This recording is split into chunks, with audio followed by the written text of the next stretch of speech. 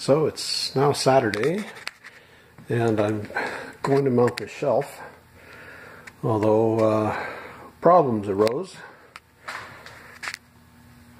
The shelf dissects the sockets, so I've got to raise it up about 4 inches. More work. Nothing can go quite perfectly, can it? I've decided to put it on the plywood. It almost looks like it belongs there, so I'm going to do that. Make it kind of a feature shelf, I guess, and go from there. But I got to raise it up now. Oh well, onward and upward, I guess. All right, new plan. That shelf's going over here. I'm going to switch them out and put the longer but shorter one against the back wall between the doors. Yeah, that's what we're going to do. Then I don't have to bother with trying to level up the other one. Just have to paint that one now. Oh joy, more painting. Used up the rest of this can. I did some cutting in on the other shelf here. Did I mention how much I disliked painting? It's mainly the cutting in that bugs me. But anyway, got to do it. And it'll get there. Got 3 coats to give it. So at least 3 coats. We'll see how this one turns out. It's kind of a ramshackle thing that somebody built that was left here, so it is kind of put together with 3 planks on most of the shelves. There's 2 on here, 3 of them, 3 boards, and 2 boards over here. It's like they couldn't get the right lumber or something, I'm not sure. So yeah, I tried tightening it, and the screws just go through, so the warps are permanent. There's no way I'm going to be able to get them out. So it's just going to look the way it is. I'll hit it with some painter's caulk, I guess, and seal in some of the gaps. Make it a little less ramshackle looking, but anyway, we'll go with that. Okay, I'm getting annoyed. Of course, I expected this, but the roller, of course, will not hit certain parts of the planks because they're a little higher or a little lower than, or warped, and it won't paint the thing, so I've got to go over it with a brush, or as best I can with a roller and then with a brush. I've had to go from side to side rather than straight up the plank. And I don't get a lot of coverage this first round. So, like here, for example, it's going to have to be hit with a brush because it's a lot lower. So, fun. This is annoying. Plus, of course, I've had a late breakfast, and it's now 3 o'clock. I haven't had lunch, so I'm getting hangry. Getting hungry and angry here. So I'm just going to leave it for the moment and step back from it and start painting it a little later when I'm a little less annoyed. So yeah. It's getting there, slowly but surely. It's kind of sloppy at the moment, but after 2 or 3 or maybe 4 coats, it'll look a lot better. Seeing as I've got you captivated watching my results of painting, yeah, I know you're thrilled. I can tell. But I'm looking for someone who has a GoPro with body harness, a harness that you can strap to the front of you so you can get a point of view image. because I need one for going picking. So if I have a homemade one that I can use with my phone, if I can find it again. But the phone only has a short video span, so I can't take a lot of footage with it without it turning off automatically. So I need a GoPro. That's what I'm looking for. Something fairly recent, not something that old, hopefully. Doesn't have to be cutting edge, top of the line, but something that's usable and functioning well. Doesn't have to be pretty, as long as it works fine. And you want to trade for vintage stuff, either a credit or if you have something in mind, something you've seen on the website, or not the website, on Facebook or in videos or something. Or if you're looking for something in particular and I can find it for you, let me know. So, yeah, that's about it. So, stay tuned for more result of painting, I guess. Yeah, I thought I'd show you kind of what eBay's been doing. These are sold listings of some of the items I consigned, and I'll show you the sold prices and what values they've actually got. This one sold for 28 Canadian. That piece of Murano is worth between $150 and $250. The A&W uniforms, there was 4 uniforms. I normally sell them for $35 a piece. So somebody got 4 uniforms for basically the price of 1. And here's a piece here. The Iris & Herringbone Demitest saucer is an extremely rare piece of depression glass in Iris & Herringbone. And despite it not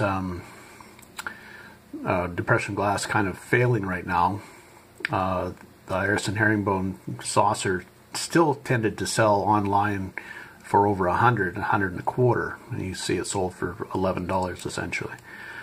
McDonough and Shea glass sold for about half of what it's worth. That wasn't a huge surprise, I suppose.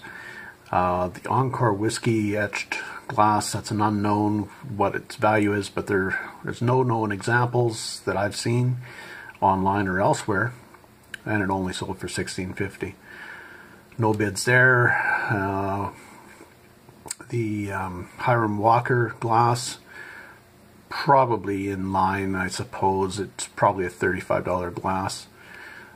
Shea's, which didn't get a bid, which is surprising.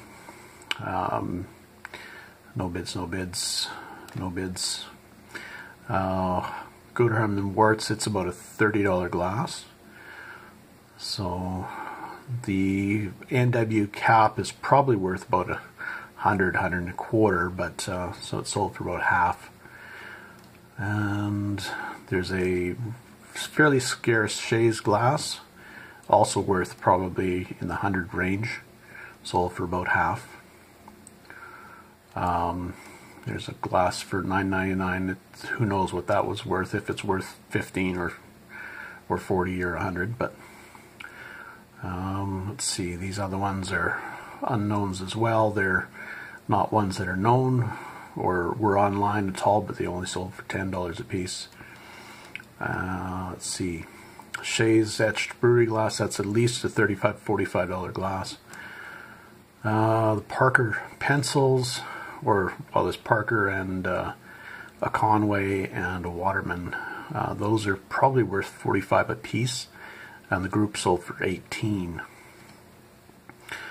CPR flat soup is actually a scarce soup, and it's probably about an $85 piece. The Caribou tufting, you can find the only place you can find them online is from the distributors who get them from the original artists, and they run usually $150 to $250, $300. That one sold for $15. Second one sold for $20.50. TCA dishes, they're sold for about half of value. The oval bowl it came up to about 2/3 of value. The RCAF Suspenders are worth probably 15 to 25 a piece. There was 10 pair in that bundle and sold for $10. So that's kind of what's been happening. That's what's been happening with eBay these days. I guess it's the pandemic, but what can you do? I had 100 Johnny Cash photos that didn't sell at all at $10. 10 cents a piece. Oh boy. Anyway, so yeah, that's the way it's been. Kind of disappointing, but what can you do? Well, I thought I'd continue with the eBay thing. These are some of the ones that sold back last week. So a different part of the pandemic, I guess. Catalogs from my catalog collection. The most of the time, wartime catalogs are going for $65, $75. And you can see that one sold for $22. 1930s catalogs, they're very uncommon and sell regularly at $65, $75 online, and mine sold for $19.50 and $10. I had a collection of display bottles. Now they tend to sell anywhere from $75 to $250 depending upon what bottle it is. As you can see, mine made nowhere near that. $10, or no, 20. That one made 26. Oh boy. No, that one's not a display bottle. This one is a $250 bottle, silver top gin, and it's a display bottle as well. It's they're extra large bottles that were meant to be on the back of a bar to show what products they're selling. Yeah, we continue. Let's see what else we've got. I'll try again.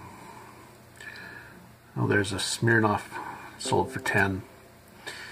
The case gins are probably 65 to 100 with the original labels. Mine sold for 10 a piece. Let's see what else. I did okay on Beverly Hills 90210 shoes, which sold for $58. But considering what everything else is going for, you have to wonder, would they have gone substantially higher had this not been the pandemic? Here's a powder horn, which should have been about 65 or so, sold for $16.50, 100-year-old piece of history. E.L. Drury's mug sold for about half of what it's worth, maybe a little less than half. Another catalog that, a Planters Peanut piece that didn't sell at all, a Coke piece which didn't sell at all, both very surprising. Another bottle that was probably a $75 bottle sold for $10. Catalog which didn't sell. Hupmobile watch fob regularly sell for $100 and a quarter, sold for $30. This Art Deco black monophone, this telephone, 1930s, should have sold for and regularly sell for $100 and a quarter and up. Mine sold for $13.50. So it makes you wonder what's transpiring with eBay. All of this stuff is listed on ebay.ca, which theoretically shouldn't make a difference, but I'm wondering if it does. It did when I was online, but when I was doing eBay, selling on .com and .ca, for some reason I had significantly higher sales consistently on .com than I ever did on .ca. Makes you wonder.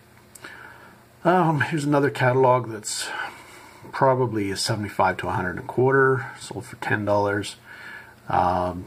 These did okay. These Placer Miners manuals, they're worth about 25 a piece. They sold for 56, which are okay.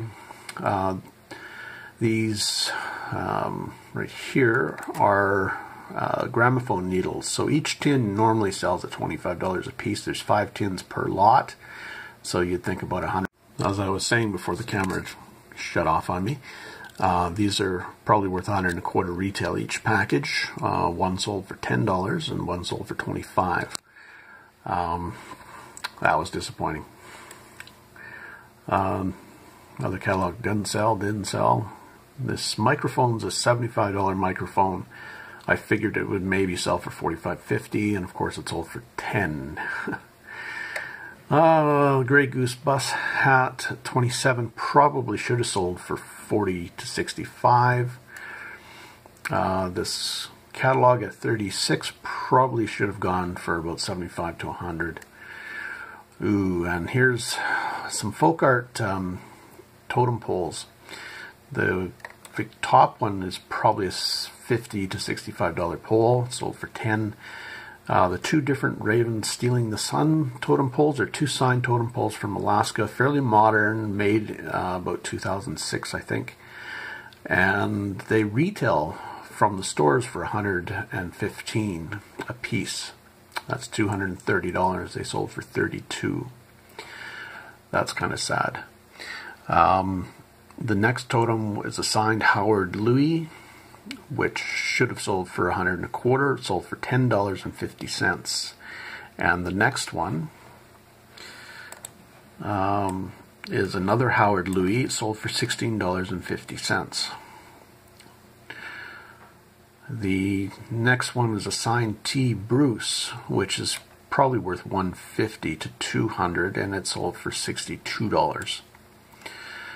Another Store Fixers catalog, really a scarce catalog, and probably should have been in the $125 range. So anyway, more items that probably should have sold for a lot more than what they did. Why? I'm assuming it's the pandemic.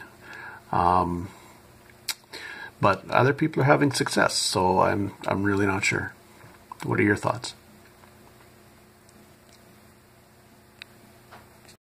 And to round off the end of the video, more painting! Yep, I've got, well, probably another coat to do on the shelf. I'm going to prop it on its side to access the top and the underside of the top, as well as other pieces around the bottom and undersides of the shelves. So, I don't know, we'll probably throw another couple coats on it just to make it blend into the background as well as possible. So, that's it for this update, folks. Happy picking, safe picking, take care. Another one for the contest. It's a 1-OR. I assume that's how you pronounce it. It's spelled O-R-E. So, it's a Swedish coin from 1956. So, there you go. Don't know if that's... I don't think they're worth a whole lot, but it's still kind of cool. There you go. I don't know if you can see that there or not. And there it is. So you got a coin going in the box. Box of treasure. Happy picking, safe picking. Take care.